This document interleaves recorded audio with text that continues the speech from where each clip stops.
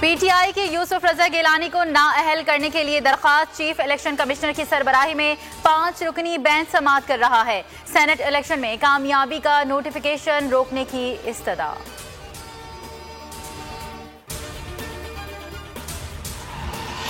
नाअहल होने का खतरा। सिंध हाई कोर्ट में फैसल वाउडा की दरखास्त पर समाअत। इलेक्शन कमीशन को कार्रवाई से रोकने के लिए फौरी हुक्म इम्तना की इस्तदा मुस्तरद। वफाकी हुकूमत दीगर से 16 मार्च को तफसीली जवाब तलब।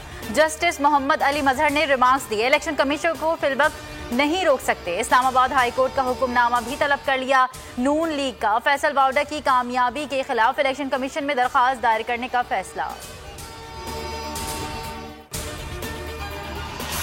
वजीर आजम को 16 अरकान का पता है तो उनके खिलाफ एक्शन लें। सेनेट इलेक्शन वीडियो स्कैंडल में जिन अरकान ने पैसे लिए उनको फरीक बनाएं, नोटिस जारी करें। इमरान खान और असद कैसर को फरीक बनाया, उनका क्या ताल्लुक है? इलेक्शन कमीशन के मेंबर अल्ताफ इब्राहिम कुरैशी के रिमार्क्स। कहा, किसी वीडियो को देखकर तो नोटिस तो जारी नहीं कर सकते। इस्तफसार किया, क्या सियासी बयानात पर अरकान को नाअहल करना शुरू कर दें?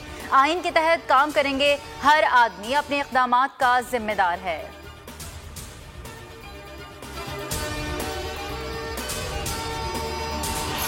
चेयरमैन सेनेट सादिक संजरानी का आज सेनेटर्स के एजाज में इशाइया। पीडीएम का शिरकत ना करने का फैसला। कहा, चेयरमैन सेनेट सेलेक्टेड हैं, तस्लीम नहीं करते। सेनेट की तारीख में पहली बार अलविदाई इशाइया में अपोजिशन शरीक नहीं होगी।